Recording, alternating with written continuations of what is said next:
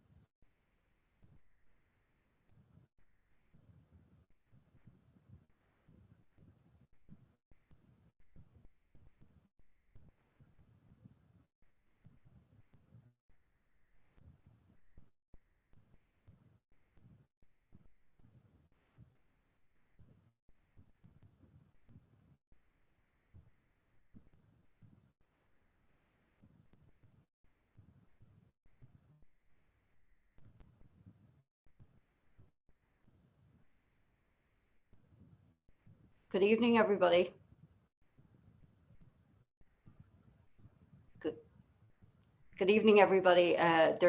We've a lot of people on the webinar, so I'm just going to give it another 30 seconds or so to allow as many people as possible join in. You're all very welcome. We'll be starting very shortly.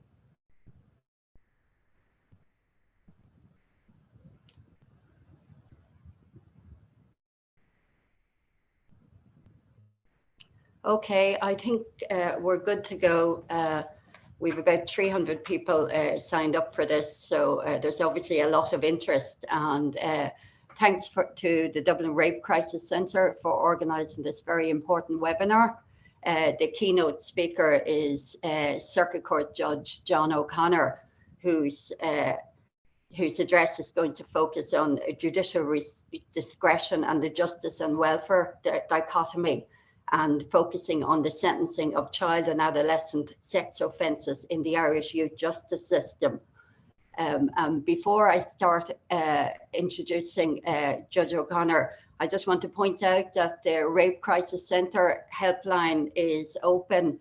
We're conscious that some survivors have joined up, and if anybody wants to contact the helpline at any stage, it's 1800 77 88 88, 1800 77 88 88. So I'll give a quick introduction to Judge O'Connor. I suspect he's a very long CV, but he reminded me this is a webinar and not a job interview, so I'll be short. He's a judge of the Circuit Court and a juvenile justice specialist, and he recently completed his doctorate with Nottingham Trent University on the sentencing of children and adolescent sex offences in the Irish youth justice system. And the title is as displayed on the webinar. And one of its core points is that the problem of youth offending is very significant and is probably very much overestimated, but that appropriate intervention has proven very successful. So if you're ready to go, Judge O'Connor, that's great. Thank you very much indeed, Mary. Thank you very much indeed for that generous introduction, and a very warm welcome to all the participants today. So what I'm going to do is I'm going to talk about what my doctorate research was in the area of juvenile sexual offending sentencing. And the reason why I'm doing that is because it's regarded as one of the most challenging areas of juvenile justice for judges, and it simply hadn't been done before. So we might start sharing the slides if that's possible. Great, thank you. So the next slide, please. Okay, so I suppose, first of all, anybody who's doing research has to outline what their methodology is. And obviously this is quite in depth. So I'm going to try and briefly just summarize what I was doing. My doctorate had a heavy emphasis on practice-based research in the sense of developing legal practice. So its aim was to provide a bridge between academic theory and professional practice. by providing insights into how the justice system might address the justice and welfare dichotomy in sentencing. So it entailed a methodology which respected the existing judicial doctrinal approach, in other words, how judges normally write sentences, but also advocated best practice by reference to international treaties, scientific developments, and rights-compliant youth justice systems. So, as I said, it required a comprehensive methodology to enable research questions to be addressed, which were by adopting this combination of legal, doctrinal, socio-legal, and comparative analysis. The methodology recognized that new issues are constantly emerging, such as, for example, neuroscientific and behavior research, and also acknowledged that new academic studies in judicial thinking create a greater understanding of child and adolescent behavior. My research comprised an extensive literature review, about 500 books, articles, interviews with 22 judges, of which 18 were practicing and 4 were by way of pilot study of very experienced retired judges, and 12 young people's probation officers, and a study of Irish and international case law. My intention was not to rate the work of judges, but to observe how judges and young people's probation officers observe themselves in the youth justice system. And while I didn't investigate the Garda diversion program as such, they very kindly give me a lot of details, which I will mention in the course of my lecture. So the next slide, please. So I'm very conscious of international best practice, and of course the the keynote area in this is the United Nations Convention on the Rights of the Child, which is in 1989, and is cross-referenced to regional bodies such as the European Court of Human Rights. They provide a template of what a good juvenile justice should be. The reality, however, is 1989 is 33 years ago, and as we know, the world has changed dramatically. Society changes have meant that 21st century adolescents grow up in a much more mobile and globalized world than we did, amplified by contemporary technologies such as the internet and social media, where children can negotiate their social identities, but which can give rise to exposure to extreme exploitation and peer abuse. And of course, we now live in a multi-ethnic and multicultural society. While technology and phones may be the most visible aspect of recent changes, in reality, it's our recent understanding of neurobiological brain development, which is the most dramatic aspect of how we as judges should deal with children.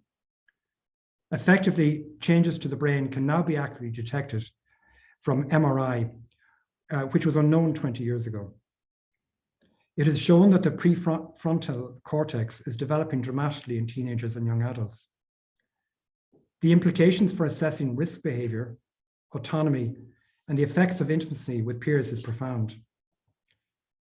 MRI imaging takes a snapshot or a photograph at a really high resolution of the inside of the living human brain. The prefrontal cortex is proportionally much larger in humans than in other species, and it's involved in a whole range of high-level cognitive functions, like decision-making and inhibiting inappropriate behavior. It's also involved in social interaction, understanding other people, and self-awareness. In simple terms, it has been compared to a rosebush being pruned away at the start of adolescence and sprouting robustly again. For my research, it had practical implications how we as judges deal with rehabilitation and therapeutic intervention for children in conflict with the law. It's accepted that environment and trauma, or in some cases multiple trauma, can and does shape the developing brain. Next slide, please. Now, I'm not going to go through the extensive case law, but just to point out that there has been significant innovations internationally, and surprisingly, the US Supreme Court has been to the forefront of this. There's been somewhat of a comeback in relation to the recent case there that I pointed out, Jones' case in 2021. But they refer to the psychological neurobiological research. They refer to children are less culpable than adults. They talk about transient immaturity.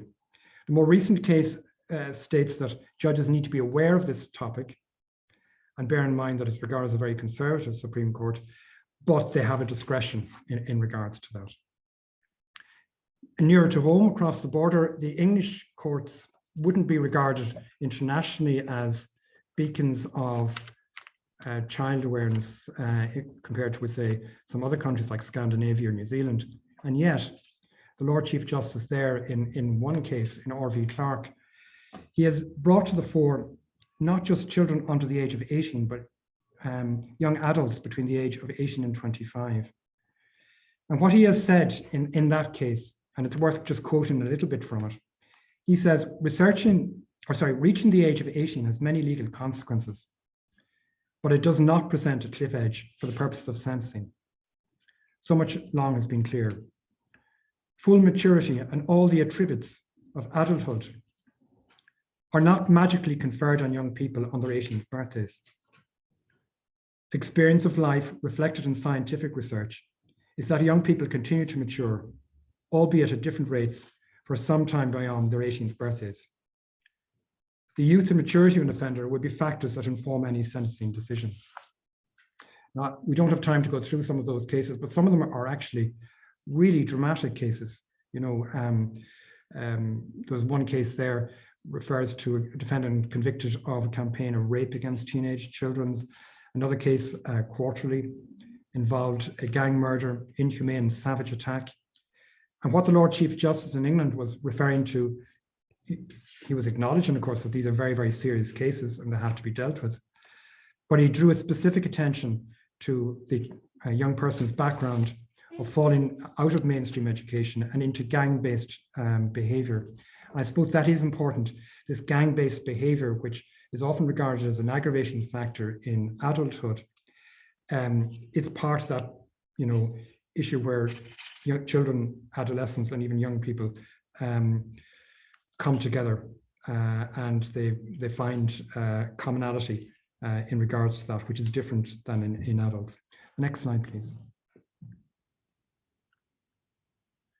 Okay, so the relatively recent emergence of scientific developments in neuroscience concerning child development and brain development has informed the children's rights framework and international juvenile justice standards in turn.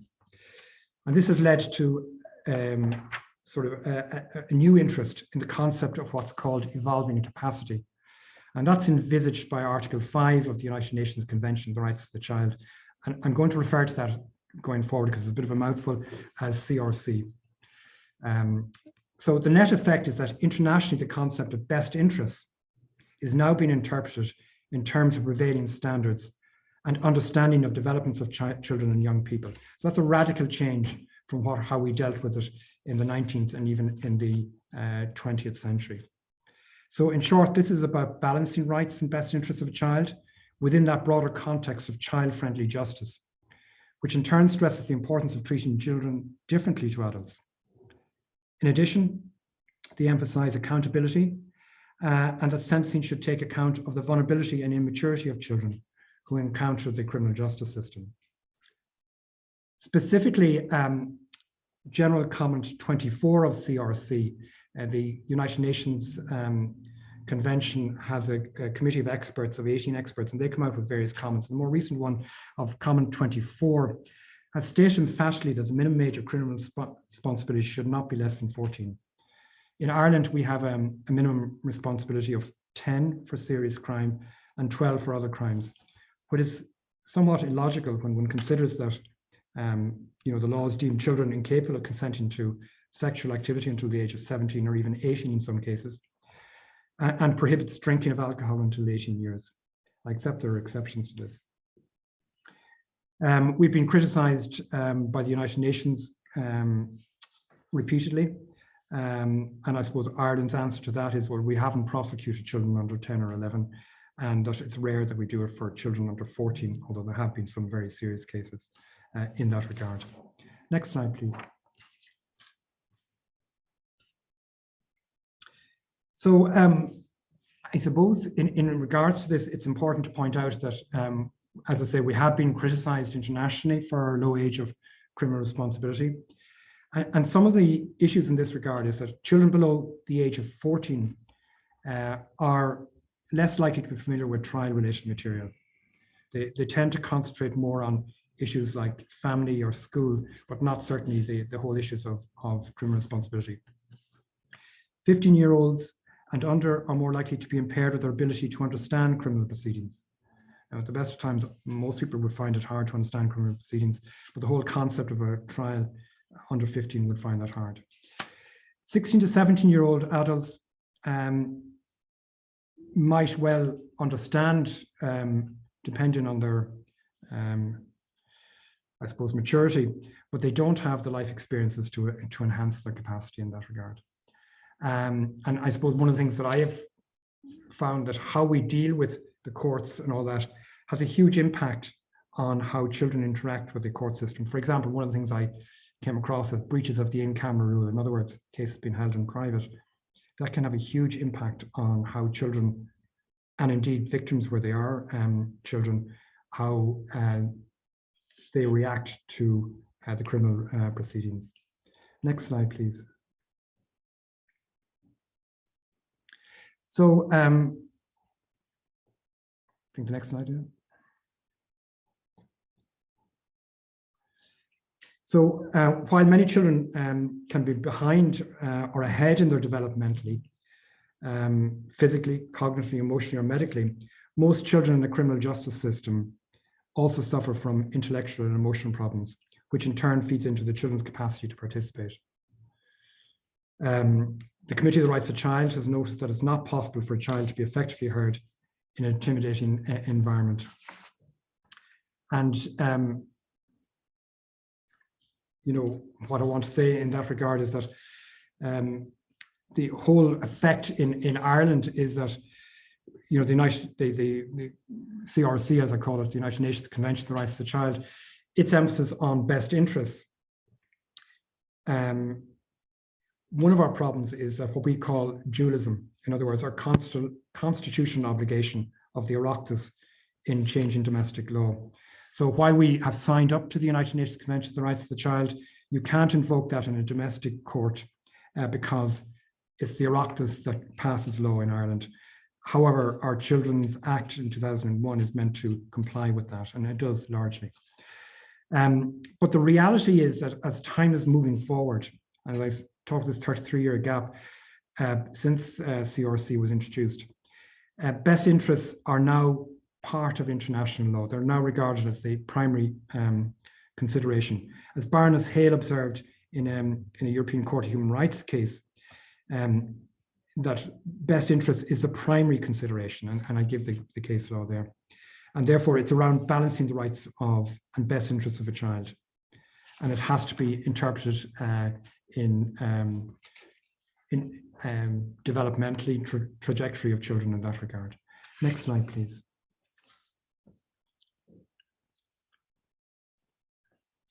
Okay, the Children's Act, it's codified the juvenile justice system, and I'm going to go through that with you. Sorry, my own notes here are slightly different than the slide. So,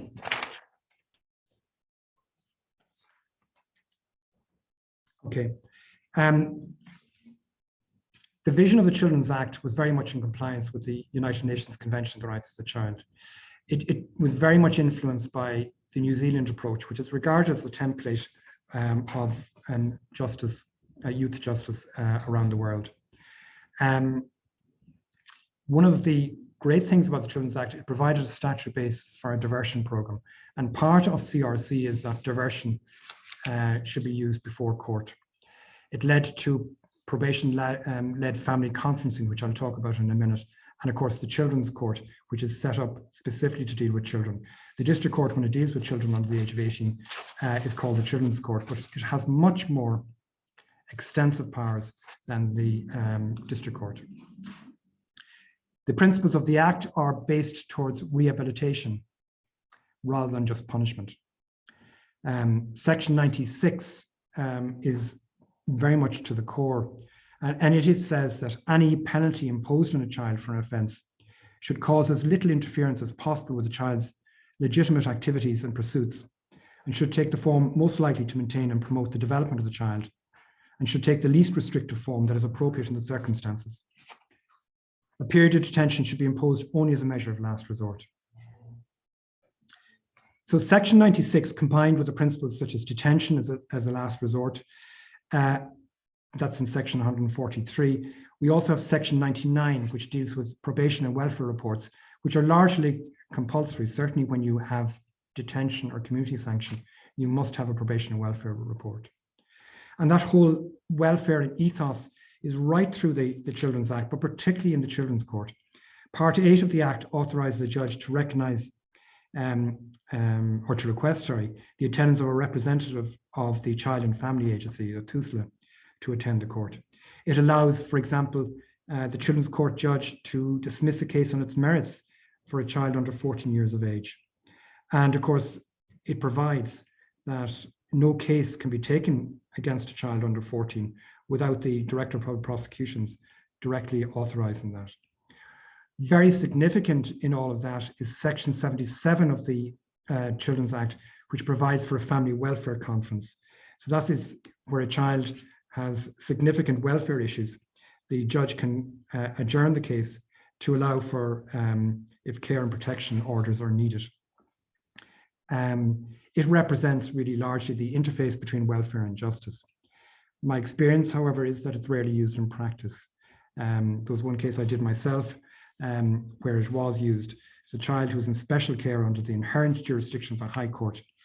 The child himself was a victim of abuse, including sexual offending, and a detention sanction, which was refused by me, would have resulted in the child losing the benefit of a very high therapeutic special care under the High Court. I didn't actually give a detention order in that case. Different to that, but somewhat similar in name, is Section 78 of the Act, which refers to a family conference. Now, it's not a family welfare conference. That's a restorative justice type matter, and it's very much based on the New Zealand model. Court statistics have revealed that the family conference are rarely used by the courts. However, the most strategic plan by the Department of Justice in 2021 states that family conferencing should be the catalyst for addressing personal and welfare circumstances of the child. Next slide, please.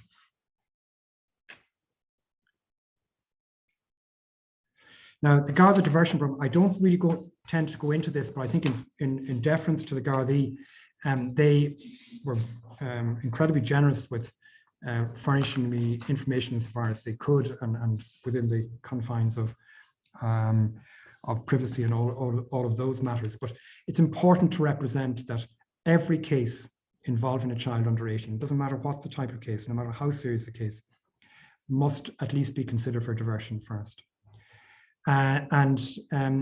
It arises, it's not so much that the child admits the offence, but has to admit responsibility or take responsibility for the child.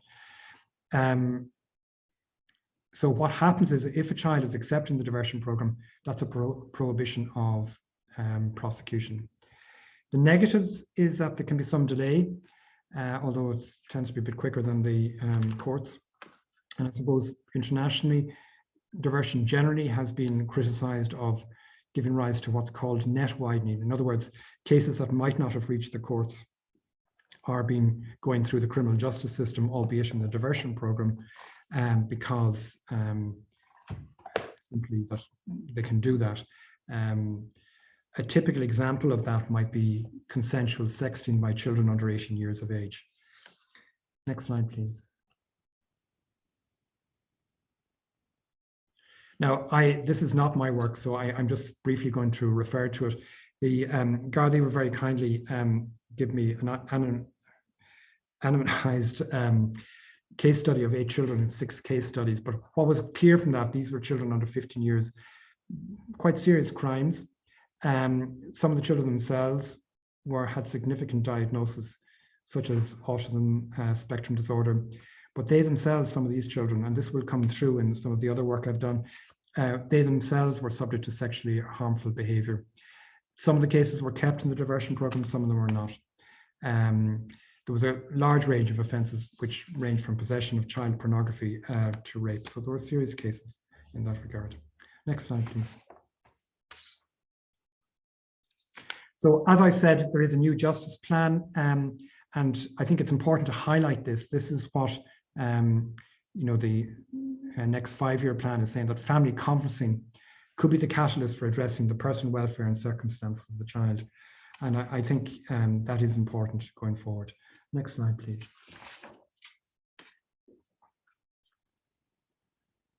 So again, I'm not going to go through this in too much detail. I am very conscious of the time involved. I went through section 99. That's the issue of welfare reports.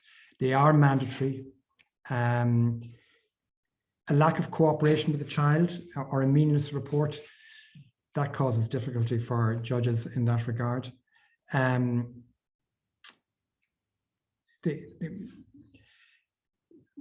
It does require specialist training because children may not be aware of a lot of the consequences.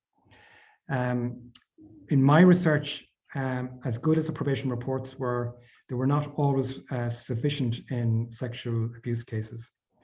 And they may need to be supplemented by a report from a psychologist or a psychiatrist.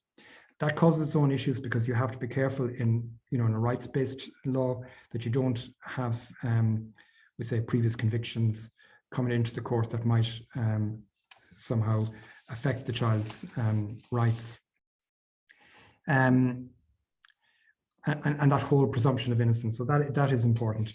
But the key focus on all of this, all of that welfare aspect, and it is important, is a child-friendly justice. So you balance rights, you balance welfare within that international context.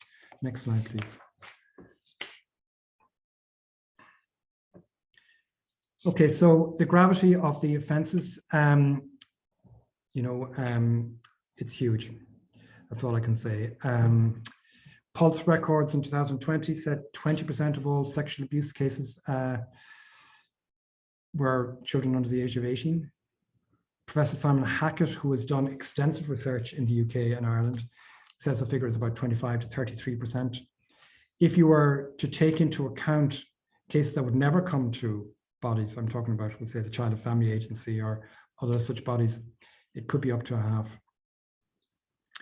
And the other problem with all of this is that, we have children in different types, subgroups of children themselves who have suffered abuse, and they struggle to understand why their abuse was not dealt with when they're being charged.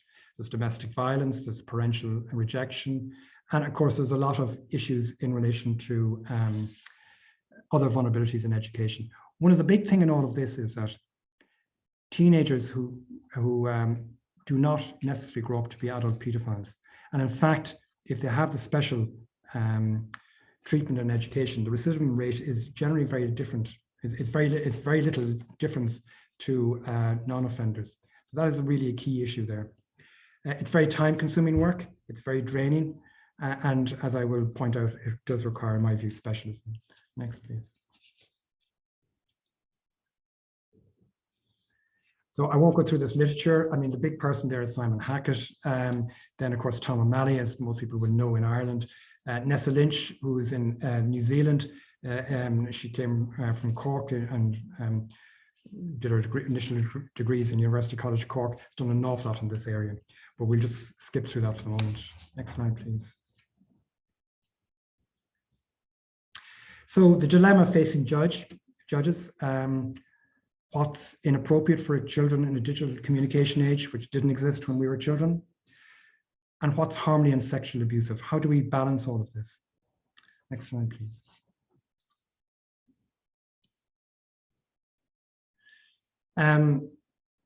We have to deal with all of these issues, and I am going to slide through it because I am conscious of the time. All the issues around capacity, consent, coercion.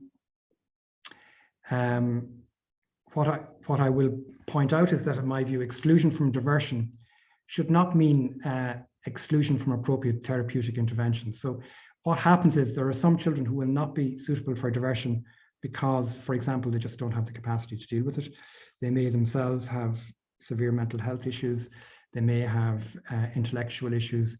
They may be children who are in special care. But that diversion therapeutic intervention should carry across into the courts. There are complexity of subgroups, which I've talked about. And while diversion is the preferred route, it may not always work. Now, one of the things just to say about the gendered context, and a lot of the work I did was in relation to males. In fact, it was all really to do with males. While there has been one or two cases recently in relation to female sexual offenders, largely, and I don't speak with a huge authority on this, but largely these cases that do come to attention seem to be dealt with under the mental health laws as opposed to in the criminal justice system. Next slide, please.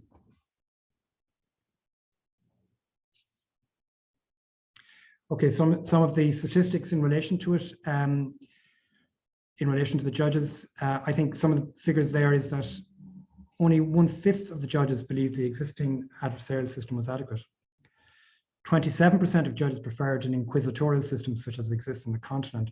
Now that would be, you know, if we were going down that route, that would be something like the Barnhouse system, and which exists in Scandinavia. But I felt that while that's meritorious, it's unlikely to happen here. Over 50% of the judges felt that we should have a combination of adversarial and inquisitorial system. Nearly all judges believe the best interests of the child, public policy and victims' interests could be achieved in sentencing, but less than half of the judges were positive about the Children's Act, with 1/3 of the judges feeling that it was trying to achieve too much, and a resource issue that came constantly up in my research, particularly a big issue outside Dublin. All judges positive about pre-sanction reports, but most judges felt it wasn't enough in sentencing for sexual children. 3/4 of judges felt that retribution, in other words, punishment, should not be a factor in sentencing, and that would be in line with international best practice. 70% of judges positive about restorative justice, although I didn't notice that it's used a lot in practice. 100% all judges believed age and maturity of the child matters in practice for sentencing. And a significant number of judges felt that chronological age alone was not sufficient in that regard. Next slide, please.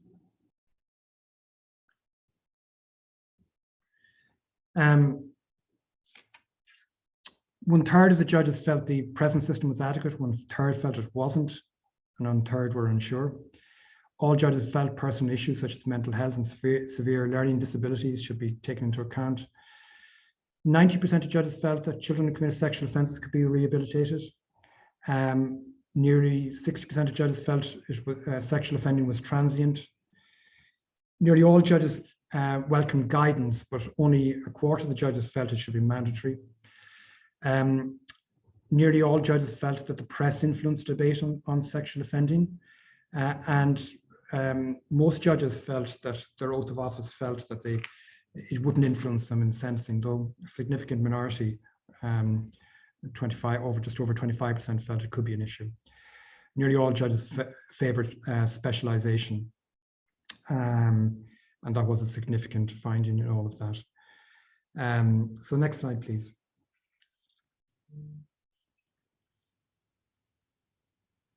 So I'm just going to deal with the perspective of young people's probation officers. That's a division of the probation service that deals with children 12 to 18, or where they're in that system, it can actually deal within the criminal justice system. It can actually deal with them on occasions up to the age of 21. Next slide, please. So it wasn't a big part of their work, sexual offending at present, but my research showed that the young people's probation officers, particularly in Dublin, had a lot of experience, and they worked with Nyap, which is a specialist body dealing with this area. They were positive about the role of judges, but they wanted judges to take the lead. There are two assessment tools. One is assessing risk and assessment. One is to deal with the assessment of sexual offending itself and what's needed for interventions. That's called the AIM project. It showed a lot of need for additional reports like medical psychiatric reports, very much in keeping with what judges wanted. There was concern about imposing difficult supervision conditions, example, restriction movements of a child, or prohibiting a child accused from being in the same room as a child victim. they were very concerned about the whole family dynamics in that regard. Like judges, they were very concerned age and maturity. Next slide, please.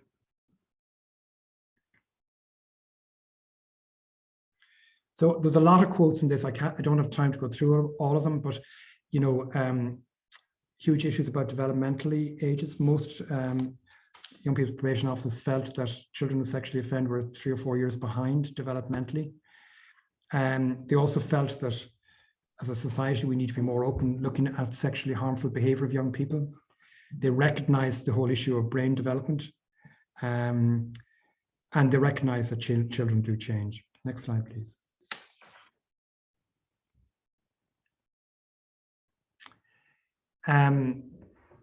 The impact of peers in sexual offending, there was a lack of understanding of the depth of impact by, felt by the courts in that regard. There was an acute problem, and this is one of the problems, that when children commit offences under the age of 18 were tried in an adult court, that was a huge problem. The use of internet by teenagers and inappropriate use of social media. They actually refer to the issue of, of young people being less sexually active and reliant on online for meeting, dating, a lot of superficial relationships, a lot of early access, unsupervised access, inappropriate images, and they felt that their job was helping to understand and re-educate parents as well as actually children in that revolved. And it's what they said was, it's about parents realizing that their children are sexual beings and will be interested in sex. Some of the parents that we were working with couldn't get to grips with this, how their children could be interested in sex at such a young age. And why not was our message to them. There was a lack of knowledge. They still saw their child as a child, not as an emerging adult. Next slide, please. So my findings in this regard, where there's adequate resources, particularly in Dublin and Cork, young people's probation officers believe that children with learning difficulties could be dealt with. And that was a significant finding, not just children who didn't have learning difficulties. There was no access to Nyap though post-18. As I said, the young people's probation work with children under the age of 18, but they can work with children up to 21. They were very conscious of, and this was also a key finding, of the impact of trauma and adverse childhood experience that impairs brain development and impacts a child's capacity to assess risk and the impact of behavior on others. So that's very much in line with modern international thinking. They agree that finding solutions is complex and challenging. There are mixed views about multidisciplinary approach. They say that's fine, but the danger about all of that is that with a multidisciplinary approach, you can get people going into areas that they don't understand.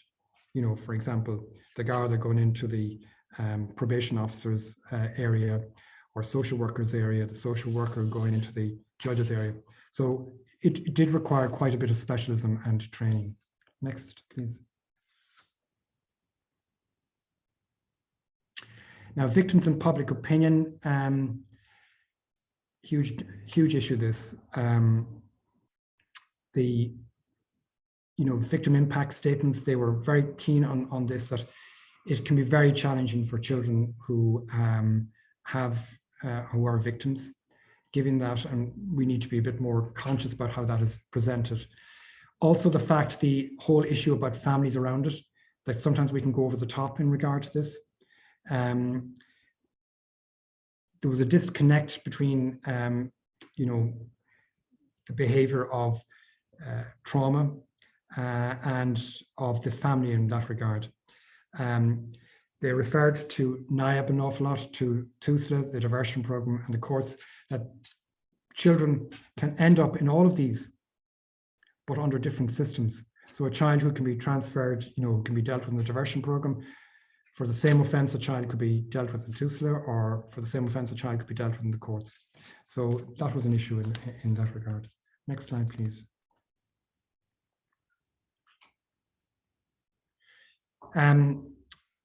The young people's probation officer accepted public opinion is much harsher around sexual offending than other general areas.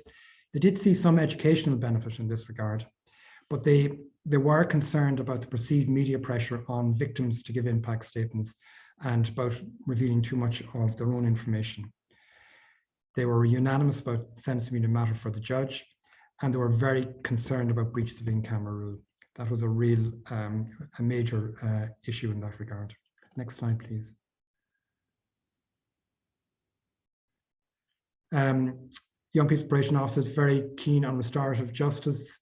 They themselves operate that, and they have workshops in regards to that. Now that is going to take a lot of work involved. They were keen on sentencing guidance, not as much on guidelines, a bit like the judges in that regard. Although a minority of judges, or minority, sorry, of young people probation officers were in favor of mandatory guidelines. They felt that judges come from their own background and not aware of all the issues. Very much in favor of training and specialization. Next slide, please. Now, the other child, and by this I mean the victim, it's a real challenge for judges to apply a sentence that promotes rehabilitation and accountability to the child defendant, but also provides justice and safety for victims and the public. And that's recognized in the United Nations Convention on the Rights of the Child. It has a huge impact, particularly on younger children, who are often the victims, often come from the same household. And one of the unfortunate side effects is what Professor Simon Hackett calls the victim to offender cycle, whereby individuals abused in childhood go on to complete the cycle by victimizing others. However, the evidence also suggests that most victims of sexual abuse do not go on to abuse others. Many children who are abused encounter post-traumatic disorder that may not manifest itself for years. It will not be rectified solely by victim impact statements. And we have to be very careful and conscious in courts about secondary victimization. In other words, victimization that occurs as a direct result, not just of the criminal act, but of how the criminal justice system has reacted to that. So frequently the perceived safe approach to sentencing children is to give a custodial sentence or remove the child from the family. However, that's not always evaluated if it's desirable for the victim, for the child offender and other families. And child victims are unlikely to be effective self-advocates in that regard, particularly very young children. Tom O'Malley suggests that the sole purpose of victim impact statements is to assist the sentencing court, but not obligating the court to increase the sentence. Next slide, please. A particularly subsection of victims is sibling sexual abuse, or SSA. Hard to get up-to-date statistics on this, and that's a constant problem, just trying to get up-to-date data. But it's a significant issue. You know, now that's 40 years old, almost that data coming from the US, but it says 2.3% of children victimized by a sibling, compared to 0.12% by an adult family member. That is huge, huge collateral damage. And the young people's probation officers were interviewed were very much of the view it really depends how the courts deal with victim impact statements and the consequences of making a victim impact statements.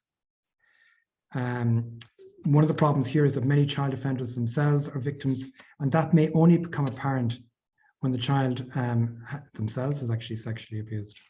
Next, please.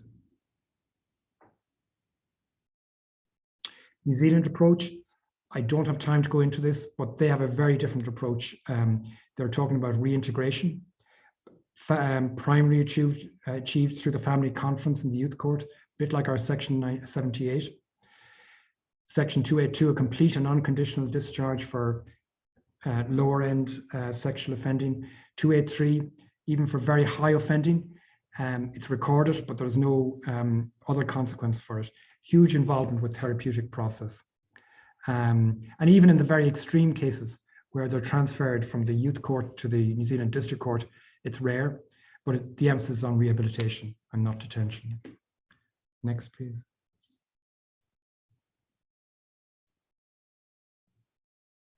So there's some positives in all of this. Recognition that detention is a last resort, evidenced by the low number of children in detention. I think we have only about 40, 45 children in detention. Compare that to 15 years ago, where we had a number of hundreds. Emergence of specialization in some recent high-profile cases, particularly in the Central Criminal Court, Mr. Justice McDermott, and also in the Children's Court in Smithfield in Dublin. The development of the concept of reviewable sentences and the use of deferred detention orders. I've noticed that has become, particularly in the high-end cases, we're talking about the high-end sort of rape cases or in cases of murder and those, quite useful sentences. Closure of St. Patrick's Institution, it's hard to believe, but that was there up to 2017. Oberstown is a modern detention centre, very much emphasis on rehabilitation, and it is, you know, a flagship for youth justice right across Europe. We have had some successful piloting of bail support in the in Smithfield, and we've now some additional resources for judges dealing with children. Next slide, please.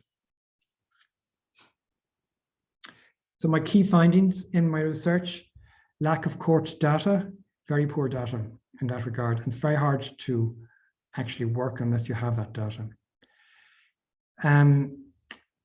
I'd have to say there's a failure to adequately assess issues concerning developmental and maturation stages of young persons generally. That's improved, but I mean, right across our criminal justice system. This came from judges themselves and from a need for training and specialization. We now have a director of training in relation to judges generally, and I know that's going to be addressed. Sentencing options hampered by availability of resources. I mean, that is really a big issue. You know, Dublin, yes, you can get Nyap, but outside Dublin, we don't have that resources. We might have to depend on maybe psychological reports. And we just, you know, judges constantly told me that they just don't have those options. They don't have day centre orders that they can do outside Dublin that can be done in Dublin. And delay. Now that's a huge issue right across the board. It's delay in Garda prosecutions, delay coming to court. I know that in fairness to judges, particularly those who run in the criminal justice system, that they prioritize cases involving children. But there's also delays where children naturally come, you know, have a delay coming to terms themselves with the abuse that has been perpetrated on them. And there's also, of course, you know, offenders themselves. They themselves need to come to terms with that. Any of the cases that I've ever dealt with in this regard in practice, it was very emotional. You know, trying to get the parents involved in relation to it was a huge issue. And we had tears, we had, you know, walkouts, but eventually, if we got the parents on board, and quite often it was the father that was the difficult, found it very hard to accept that their child could have committed an offence. Next slide, please. So towards the future, victim and child offenders' needs need to be more robustly assessed in sentencing decisions. We need to be very conscious of secondary victimization by the criminal justice system itself, where I talked about it, about delays. And we need to look at our sentencing model. You know, we need to look at neuroscientific evidence, both for children who have been abused and children who are offenders. We need to recognize children's rights and needs in a modern 21st century matter. We need to look at General Comment 24, which is regarded as the minimum standard. Children with neurobiological disorders should not be in the criminal justice system. And what I talked about earlier is that, you know, we don't have all the children in the criminal justice system. Why, for example, are some girls treated in the mental health system that may not be respecting their rights as well? But they are issues that we need to look at. And we need to be conscious of children's rights to a fair trial. But it needs to go further than that. The issue of a fair trial doesn't deal with just what we deal with in adults. It must emphasize that special treatment of children should be in accordance with their age and maturity. Therefore, in achieving proportionality in sentencing, the child's developmental and mental issues need to be ascertained. Next slide, please. So that's it from me, thank you. I have just slightly gone over my period, so thank you for your indulgence in that regard. And I know there's a panel now that were going to join me and we can talk more. And thank you very much, by the way, to the interpreters for doing the, I hope I didn't speak too fast for them. They have been magnificent.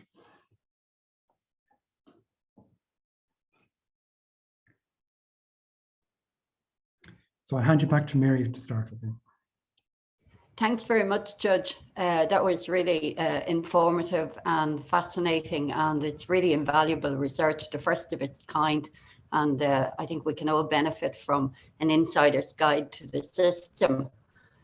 So we have an expert panel now to respond to the judge's research. There's four people who I suspect will be well known to a lot of the participants in this webinar.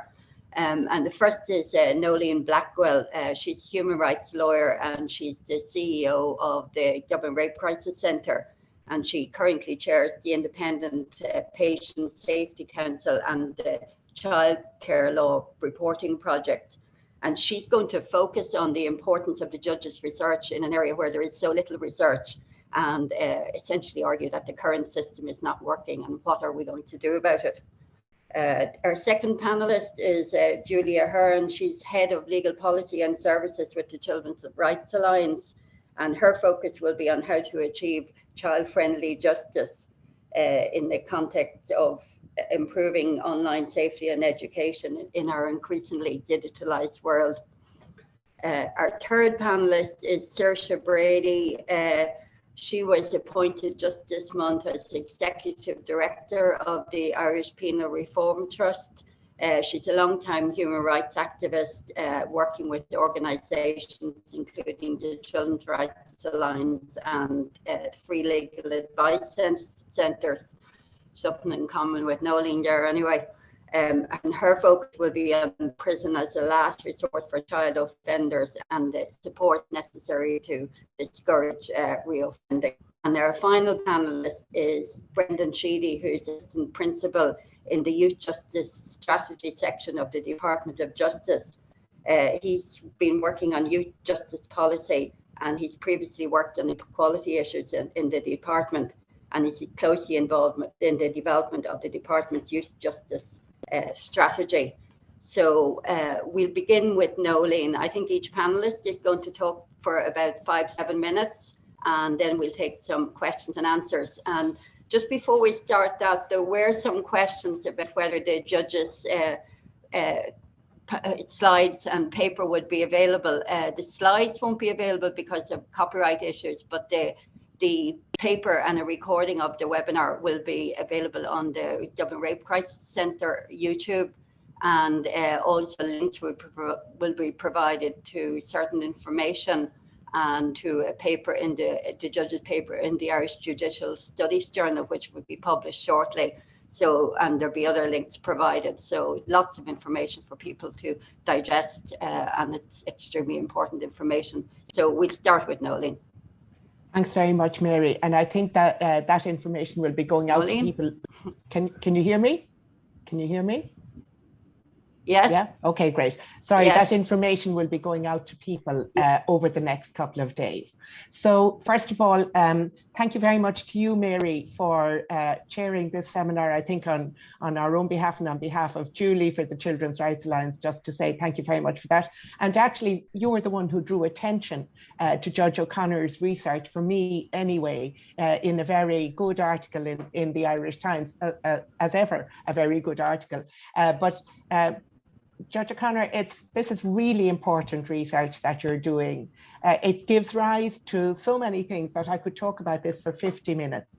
I'm satisfied about that. I won't, but it's just, there is nobody who has been looking at this particular aspect of juvenile sex offending and how we deal with it.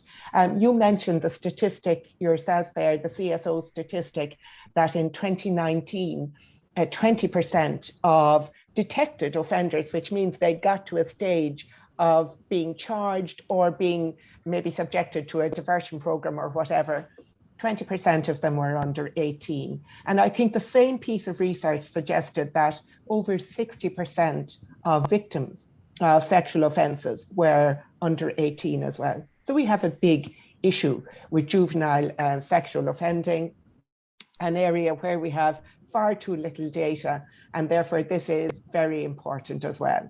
As could be expected from my work, I will have a certain focus on the other victim.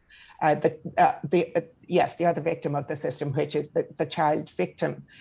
But to recognize that this is an area which was very hidden. Nobody wanted to talk about any aspect of it. So we simply have no idea how much, for instance, this is within the family. Now, Dublin Rape Crisis Centre collects some statistics every year, mainly from adult survivors of childhood sexual abuse. So they are adults by the time they come to us. And every single year, about 40 or 50% of the adults who come to us have experienced childhood sexual abuse. And of those, about 40 or 50% experience it within the family. So this is nothing except the snapshot that we can show. But in our last report in 2020, the last published one, 39% of victims of childhood sexual abuse who came to us looking for help, looking for treatment, had experienced it at the hands of a relative. 9% of them at the hands of a parent, 25% at the hands of another relative, but 6% at the hands of a sibling, which is higher than some of the figures you had, but is consistent with that fact that we have not addressed the issue of offending within the family, let alone the awful impact that sexual offending has on a child in their development. And while I will mainly, of course, be looking at it from the point of view of the person who experienced it and who was harmed by it and the lack of understanding of that harm, this research is important because it does identify as well that we are talking about two children, both of whom have rights, which means that the title to this seminar is really important. There is a justice and a welfare dichotomy, and the answers have to be both nuanced and balanced. What I would say, again, coming from my own special pleading area, is that the courts and our legal system have taken considerable interest in the rights of a defendant over time, mainly the adult defendant. But those rights, I would say, even over the past 100 years, have improved all the time. I mean, it was only in the last 20th century and in the middle of that, that the right of a defendant to legal aid in a criminal trial was well established in our law. So they have been developing.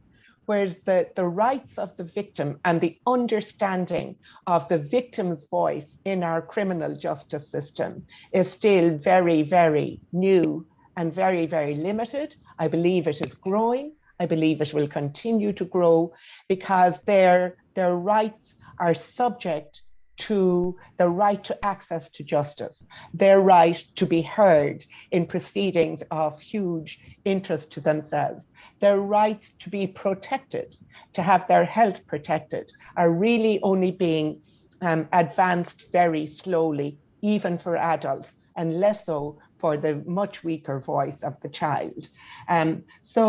So this is an important contribution where we will be hearing a lot more about it, I know. I think what we can all agree on is that the system currently is not working, that young people who are underdeveloped are carrying out very harmful activities and that we don't give enough attention to why they're doing it. We know that in some ways that pornography, the lack of access that children have to emotional development in their education is not yet fully recognized in our school system. And to all those who say it is the job of parents, we would say that we did some research around consent in 2021, where we were able to identify that adults don't have the language, don't have the understanding around abuse, around behavior which is consensual, around respect, around understanding, around having language about one's own boundaries, the boundaries of others. And therefore it is difficult in this country, in our society, to pass on information you don't have properly absorbed yourself. So there is, I believe, that children's rights are not being properly observed in a situation where we don't have proper sex education, emotional formation in our schools. And I will just, I'll kind of finish by saying that this is something that we can develop. I mean, you mentioned Barna House at one stage, Judge O'Connor, in your talk. There is some talk. We can develop that. That model is understood as a better model for everybody, but we're at a very early stage of development. I can see why the probation officers mightn't be that interested in sentencing guidelines.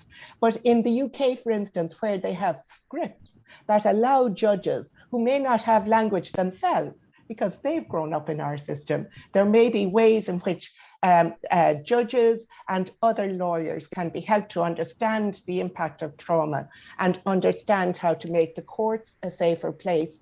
I'm glad that Brendan Sheehy's on this panel to talk about diversion programs and how in some ways we can create better models than we have right now.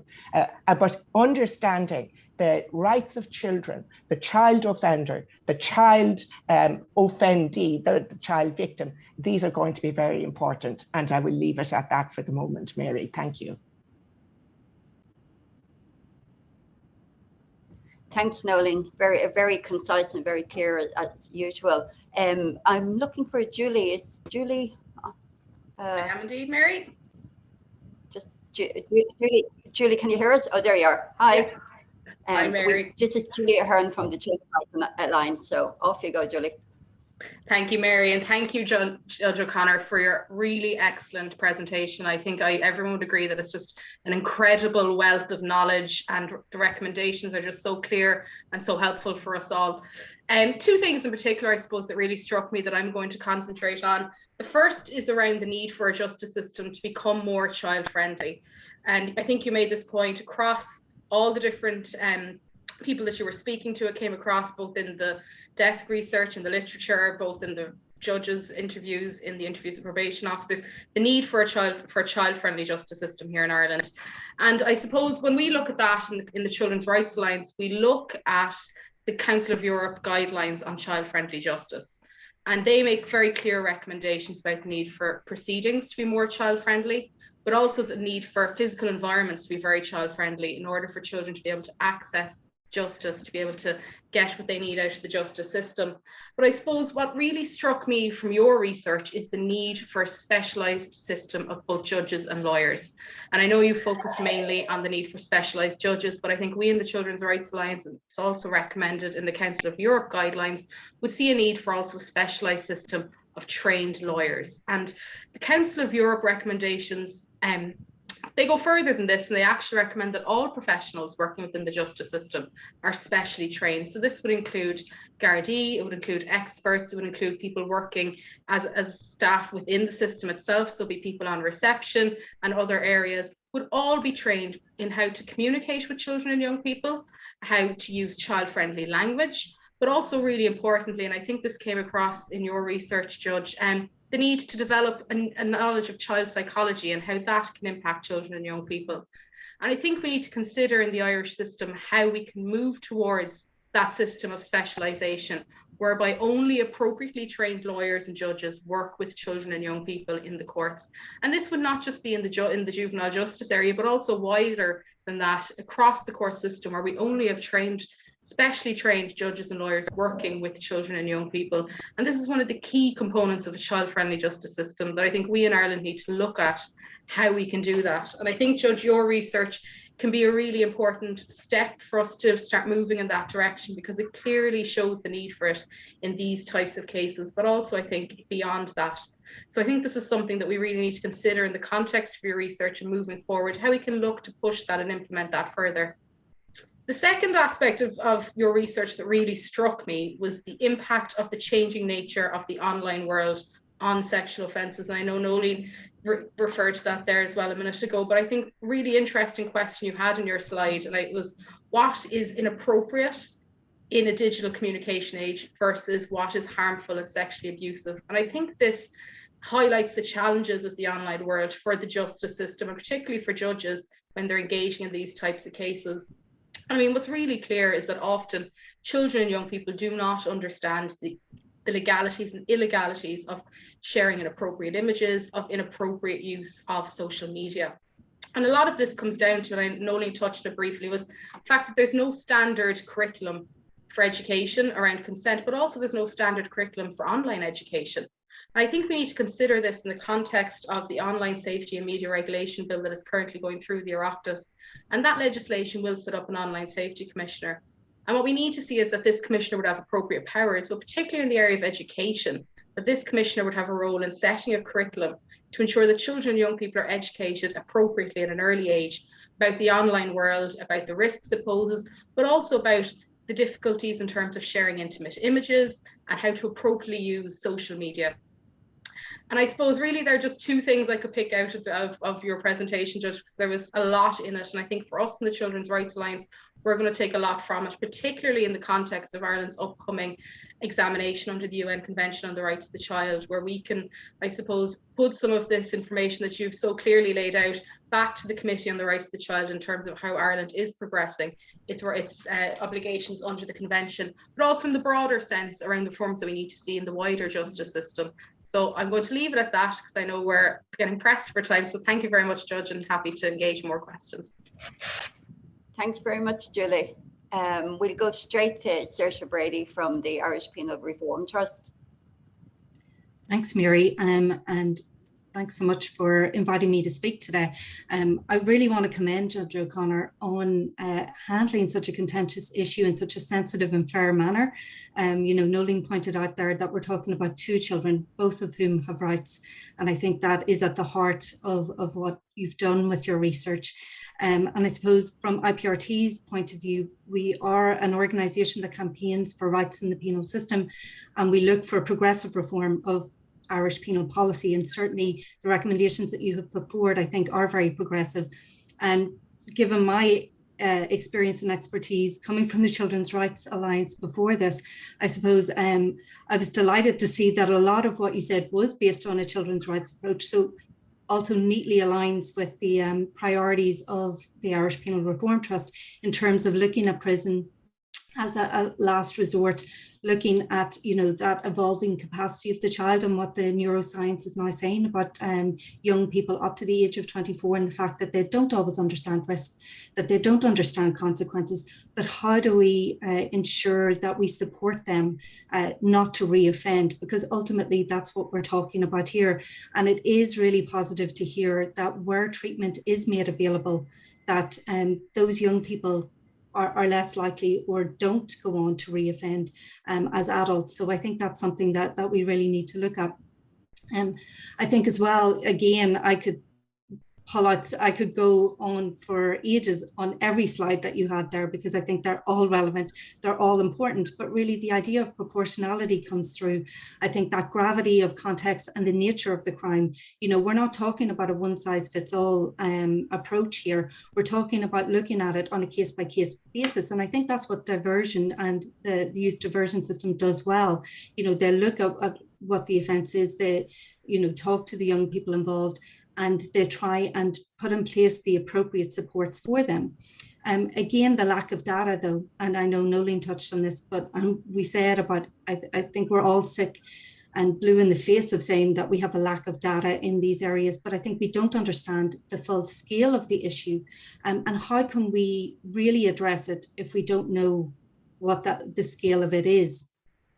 So I think that those are important things that need to be addressed.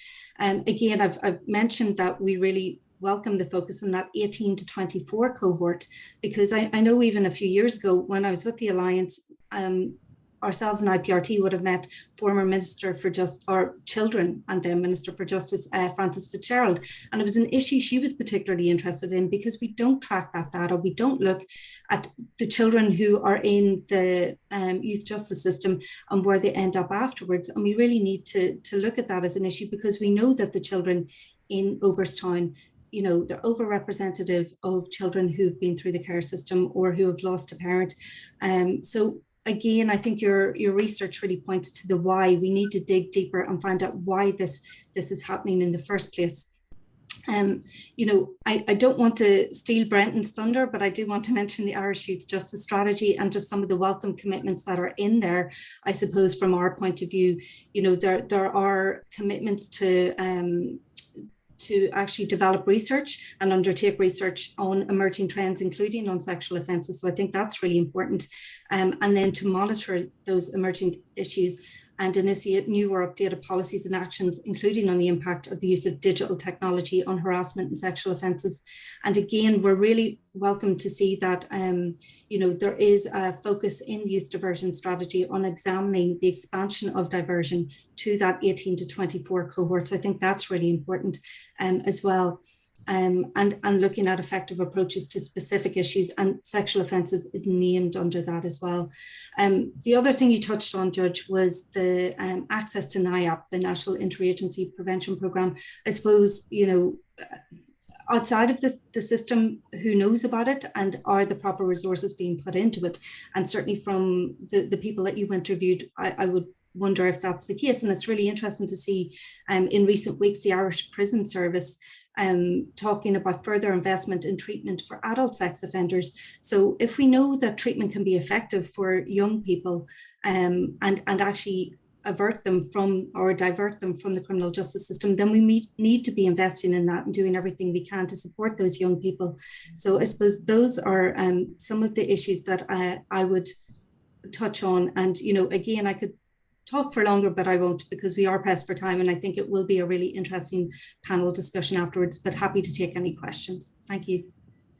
Thanks very much, Sercia. So I think all roads lead to Brendan Sheehy. A lot of issues have been raised by the judge and others, and I suspect a lot of them are resource related. So over to you, Brendan. Thanks, Mary, and thanks very much to Judge O'Connor for the research, which will give us an awful lot to think about and an awful lot to digest. I suppose, as so many people have mentioned data, and a few people have mentioned the Youth Justice Strategy. The strategy is in place since April last year, and as part of it, we have a strategic research partnership with the University of Limerick to look at a whole range of issues related to youth justice and research needs. And one of those is data. I suppose a real issue is how you link data that may be kept across different agencies. And that's part of the work that's ongoing under the Youth Justice Strategy. So just to say, yeah, I think everybody will agree that we need to know more and understand more. And certainly this research will help us to understand more. But I just refer for a minute to the title of the dichotomy between justice and welfare. And I was struck by the slide about the influence of the press and how youth sex crime, and I think youth crime generally, can be portrayed, contrasted with some of the comments of the probation officers. And you know, sometimes things are portrayed in that way, that it's one or the other, and I don't think it is. I think very much there is a justice to be done when somebody is the victim of a crime, sexual crime or otherwise, which is done through the criminal justice system. That has to be done. But I think there's a broader justice for the state to ensure that our systems actually support people who might be vulnerable to being involved in some form of crime, that they can actually amend their behaviour or take a different path. And that's a huge amount of what the Youth Justice Strategy is about. It's a huge amount of what the existing diversion system is about. And I suppose one of the principles in taking that work forward is that we're trying to do it on the basis of evidence. And you've talked about the evidence of how our brains mature and people's relative maturity at different ages. And that's, I think, a really important part of the evidence that we need to inculcate in people's practice, obviously in judicial practice. But I think it's also relevant for anybody in the justice system. And I agree completely with the points people have made about training. beyond the judicial system, in the legal system, and in state agencies. And those issues are very much clear objectives within the youth justice strategy. I was struck recently when I was at a conference for Garda Juvenile Liaison Officers, and one of the keynote presentations was on sexual offences and what is behind sexual offending and youth sexual offending. So I think it's something that's very much on people's minds within the system. And certainly in terms of the governance and oversight groups for the youth justice strategy, we've been working with Ethnic Quigley in Maynooth University to try and give people more of an appreciation of the scientific background to what we're talking about when we talk about sexual offending. I take the point very much that when somebody goes into the diversion system, as the judge points out, all youth crimes have to be considered for diversion. That at that point, if somebody is found not suitable for diversion and the case goes to prosecution, you can't lose sight of the fact that that is still somebody who could be reached potentially. And in terms of sexual offending, if the appropriate intervention, be it an Nyap style intervention or whatever is available, the sooner the better. And I think our system doesn't adequately, if you like, hook onto those situations where something presents to the justice system that the welfare part or the personal support part doesn't necessarily kick in. And I think there's an important job of work to be done over a number of years, I think, to try and get that if you like, that kind of alignment of the systems that are there. And a number of people have referred to Nyap, and the judge referred to the fact that where the therapeutic intervention is available, you can have success. So I think there's a big prize if people can actually align their efforts, and that's part of what we're trying to encourage for the youth justice strategy. I suppose the other part that struck me was the idea of the clip face, where somebody comes into the court system and, age 18, they're an adult, and part of the Children Act we have at the moment doesn't really allow for the kind of nuance we're talking about in terms of appreciating how a person can be dealt with when they're perhaps still in a relatively immature state in terms of their brain maturity, going even up to age 18 to 24. So I think in terms of the legislative part of what we'll be doing under youth justice strategy, the point is very well made about the cliff face and the effects that has. And I think when the almost rhetorical question there is, what is the best situation that in which you can actually address the problem behaviour? Is it an adult court or the children court? So I won't answer that question now. But I think that's kind of the big one that it poses for the legislation. I'm not going to say an awful lot more there except to echo the comments that people made about ensuring that our systems actually do what they say they're meant to do in terms of child welfare and in terms of upholding best interests of the child. We have that in the legislation. It's a question about how well collectively the various agencies and partners actually deliver on that. And I think we still have a bit of work to do there. I'll leave it at that. Thanks, Mary. Okay, thanks very much, Brendan. Now we have a few minutes for questions, and so many issues have been raised really by all the speakers. If I could pull together a few of them, like data is obviously a